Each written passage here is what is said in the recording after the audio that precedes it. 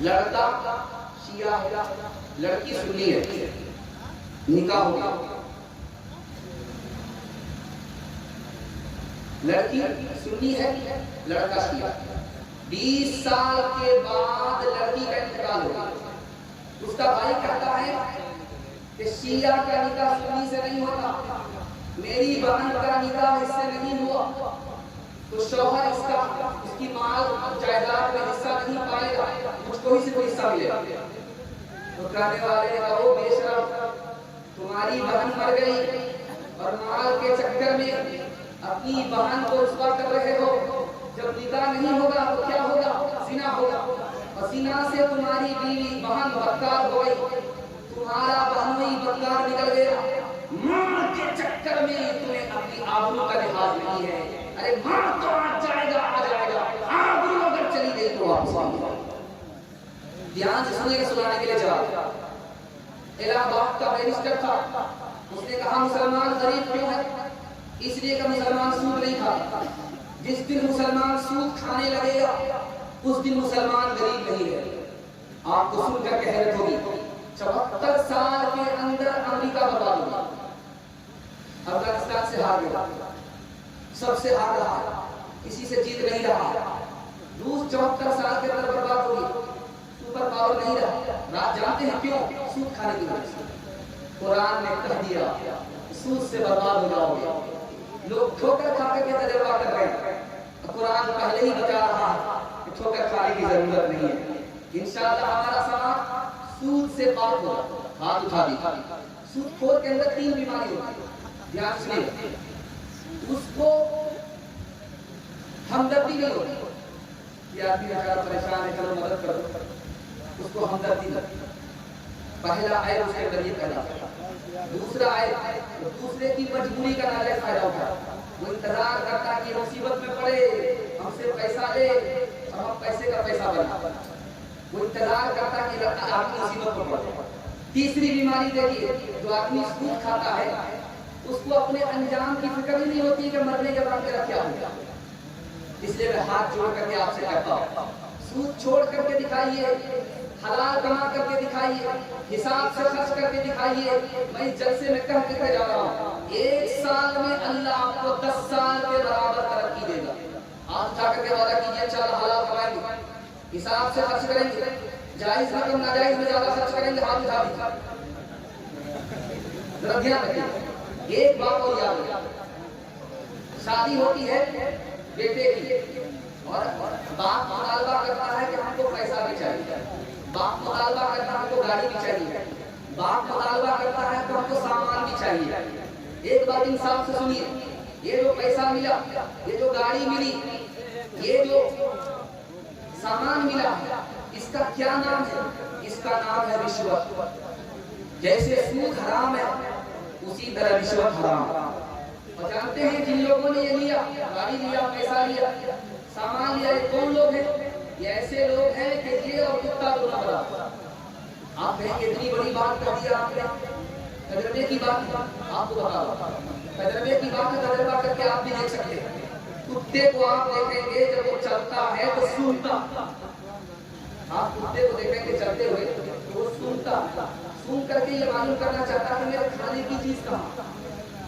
और जो बेटे का बाप होता है घर घर को सूंघता है कि किस जेब में ज्यादा पैसा है, किस घर में ज्यादा पैसा है, कि मेरे बेटे को नगद भी मिल जाए, बुलेट भी मिल जाए, पसंद का सामान भी मिल जाए। देखिए कुत्ता में और इस बेटे के बाप में कोई फर्क नहीं। दूसरी मिसाल आपके सामने दिखाने के लिए, आप कुत्ते को देखेंगे जब उसको कोई खिलाता है तो मुंह मिलाता, और जब कोई कुछ नहीं देता उसको आंख दिखाता।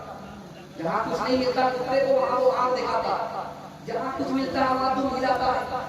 बेटे के बाप को देखेंगे, जहाँ ज्यादा पैसा होगा वहाँ तुम ज्यादा हिलाएगा, जहाँ पैसा नहीं होगा वहाँ उसको डांटेगा, नहीं अभी हम अपने बच्चा की शादी नहीं कराएंगे, क्यों आप हमारे पीछे पड़ गए हैं। देखा तजर्बा बता रहा है, ये और कुत्ता दोनों बराबर। तीसरी बात आप याद रखिए, जो मैं आपके सामने कहने के लिए जा रहा हूँ उसको ध्यान से सुनिएगा, अल्लाह आपको भी समझ दे। आपके दिमाग से मैं पट्टी हटाने के लिए जा रहा हूँ, माइक डिस्टर्ब मत कीजिए, इसी हाल में रहने दीजिए, जो इस हाल को सिर्फ सुनिए, जलसा का खत्म हुआ, ध्यान से सुनिएगा। आप देखेंगे आप देखेंगे कि मरा हुआ हाथी है, मरा हुआ हाथी है, अकेला आदमी उसको खा नहीं सकता, एक कुत्ता अकेला खा नहीं सकता, मरा हुआ हाथी है, लेकिन दूसरे कुत्ते को खाने नहीं देता। क्या मतलब हुआ कि वो अपने कौम का नहीं है, अपनी कौम का नहीं है। ये बेटे का बाप देख रहा है, वो बेचारा गरीब आदमी है, वो कहीं से मेरा मुतालबा पूरा नहीं कर सकता, भीख मांगने पड़ेंगे, जमीन और जायदाद को औकात पर लगाना पड़ेगा। इन सब के बावजूद भी ये आंख बंद करके उससे मुतालबा कर रहा है। कौमी जज्बा इसके अंदर नहीं है। अगर कोई रिश्वत के मांगने वाले को कुत्ता कह रहा है तो ये तजर्बे से साबित होगा। एक बात आपके सामने रखने के लिए ध्यान से सुनिएगा। दुनिया से मांगिए आप, दुनिया मोहताज है, आपको गनी नहीं कर सकती। खुदा से आप मांगिए, अल्लाह आपको मालामाल कर देगा। एक बात तजर्बा करके देखिए, एक बेटा की शादी आप फ्री में करके देखिए, अल्लाह आपको इतना मालामाल करेगा कि 100 गुना अता होगा। ये दुनिया वाले आपको क्या देंगे, देने वाला तो ऊपर बैठा होगा। एक बार आप गरीब बाप का मेहरबान होकर के दिखाइए, आसमान वाला आपका मेहरबान होगा। आप जाकर के वादा कीजिए, इंशाअल्लाह हमारी शादी आसान होगी, हम किसी तरह का मुतालबा नहीं करेंगे। आप दिखा दीजिए इंशाअल्लाह। झूठों ने झूठों से कहा है सच बोलो, सरकारी ऐलान हुआ है सच बोलो। झूठों ने झूठों से कहा है सच बोलो, सरकारी ऐलान हुआ है सच बोलो।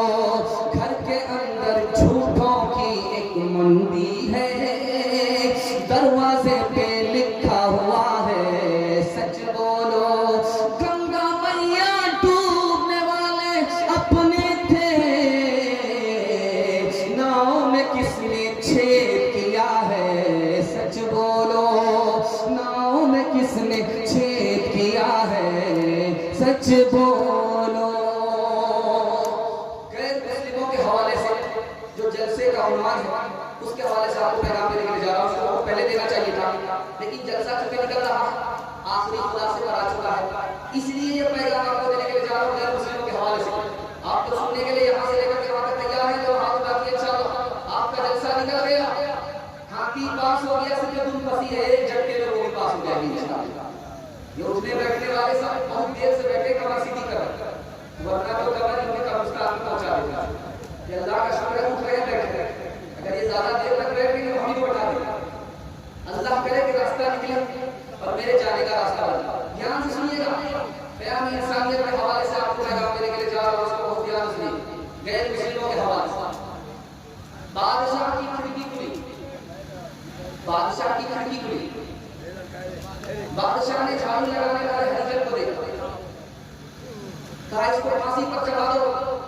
इस मनहूस को मैंने सुबह देखा, मेरा फला काम बर्बाद हो गया, फला काम खराब हो गया, फला काम खराब हो गया, उसको फांसी पर चढ़ाओ। उसको जब फांसी पर चढ़ाया जाने लगा तो उस गरीब ने कहा मेरा क्या कसूर है, मेरा क्या क्या है कि उसको फांसी पर चढ़ाएगा। क्या तुम मनहूस हो, मैंने तुम्हारी सूरत देखी सुबह सवेरे, मेरा काम बर्बाद हो गया, फला काम खराब हो गया, फला काम खराब हो गया। उस हरिजन ने कहा मुझसे ज्यादा मनहूस तू है। हाँ, वो कैसे, तूने मेरी सूरत देखी, तेरा काम खराब हुआ, और मैंने तुम्हारी सूरत देखी, मेरी जान जा रही है।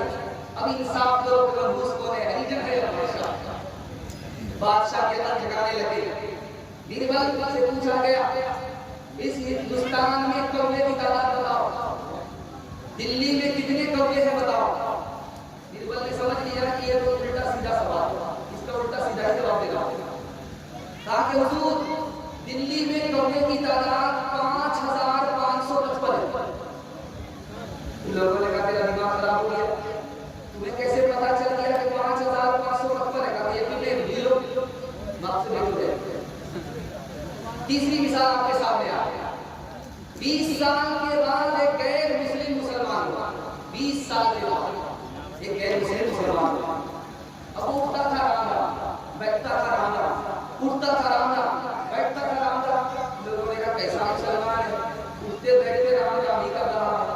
उसने कितना प्यारा जवाब दिया, बरसों का नाम आहिस्ता आहिस्ता ही निकलेगा, इतनी जल्दी नहीं निकलेगा। इस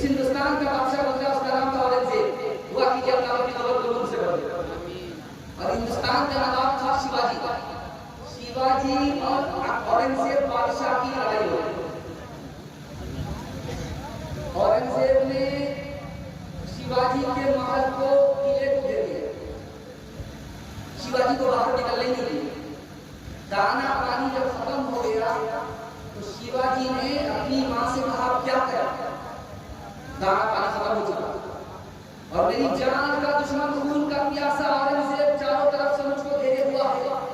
देखिए हिंदुस्तान कितना प्यारा कितना खूबसूरत था। तारीख के हवाले से सुनाने के लिए जाओ, इसको ध्यान से सुनिएगा। पयामे इंसानियत आप सुन रहे हैं। शिवाजी का राशन खत्म हो गया, दाना पानी खत्म हो चुका है, चारों तरफ से दुश्मन अंग्रेज औरंगजेब के लश्कर ने घेर रखा है।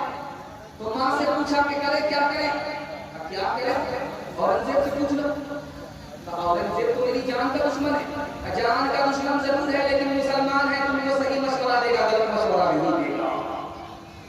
माँ ने कहा है शिवाजी से कि बेटा राशन खत्म हो गया, किसी से पूछना नहीं, औरंगजेब से पूछो।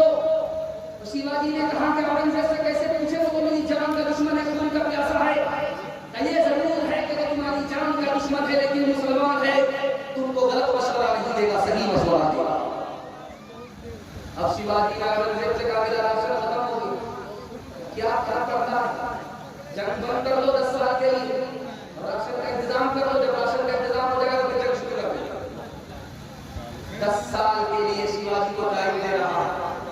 कौन टाइम दे रहा है? औरंगजेब बादशाह कि 10 साल के लिए जंग बंद कर दो और इंतजाम कर लो, उसके बाद जंग करना।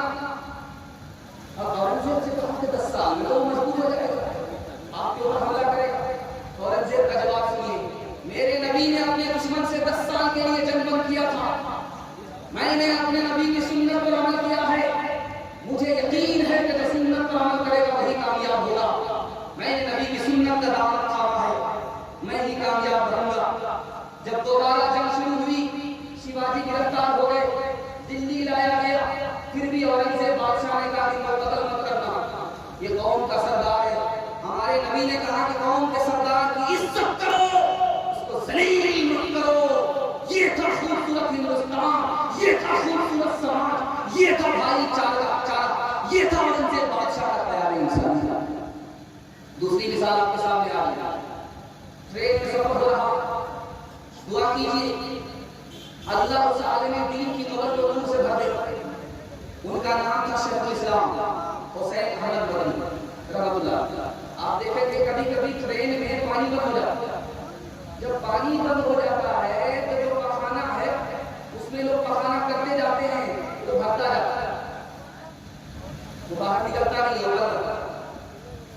इत्तिफाक से पानी बंद हो गया ट्रेन में और पखाना ऊपर है, कोई भी जा रहा है छुट्टी करके वापस आ।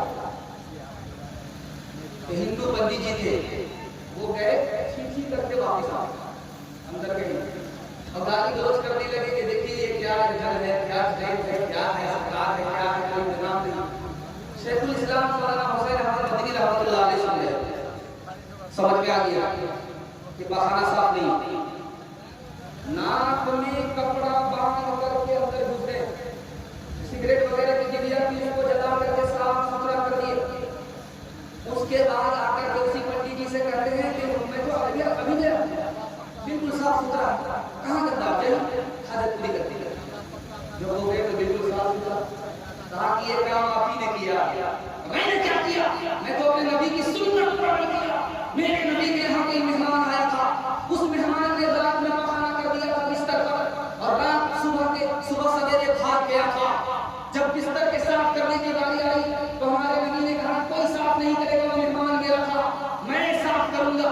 जब वो तलवार भूल गया वापिस आया तो देखा कि मैंने पखाना किया, मेरे पखाने को नबी साफ कर रहे हैं, तो मेरा दिल भी साफ हो जाए, कलमा पढ़कर मुसलमान हो गया, मैंने नबी की सुन्नत पर अमल किया। तीसरी मिसाल आपके सामने आ गया, कैसा हिंदुस्तान था। आखिर में कबूलियत की घड़ी में उसी हिंदुस्तान की हम लोग दुआ करेंगे, अल्लाह हिंदुस्तान में भाईचारे को वापस फरमाए, हिंदू उसको मुसलमान को आपस का भाई भाई बनाए। आखिरी मिसाल देगा, रात का सन्नाटा है, शेखुल हिंद किसी का पैर दबा, जिसका पैर दबा है वो हिंदू है, और जो दबा रहा है वो शेखुल हिंद है, हिंदुस्तान का सबसे बड़ा आलिम। वो किसका पैर दबा रहा है? एक हिंदू का पैर दबा रहा है। शाकिर आए कहा कि हुजूर आप पैर दबाएंगे इतने बड़े आलिम होकर के, मैं पैर दबाऊंगा। तो कहा कि नहीं तुम नहीं दबाओगे, मैं दबाऊंगा, क्योंकि मेरे मेहमान हैं, मेहमान की खिदमत नबी की सुन्नत है, नबी की सुन्नत पर अमल करता हो, ये नहीं देखता ये किस कौम का है, हमें तो अपने नबी की सुन्नत पर अमल करना है। नबी कौम को नहीं देखते थे, मेहरबान सब पर थे, हम कौम को नहीं देखते, मेहरबान सब पर होते। इंशाअल्लाह दिल मिले या न मिले, हाथ मिलाए के हाथ उठा दो। दिल अगर नहीं मिला दिल से तो हाथ मिलाने से कुछ नहीं है। दिल भी मिलाना है, हाथ भी मिलाना है, हाथ उठा दीजिए। हिंदू समाज को अपना भाई समझेंगे, हाथ उठा दीजिए। पड़ोसी जानेंगे, पड़ोसी मानेंगे नहीं, हाथ उठा दीजिए।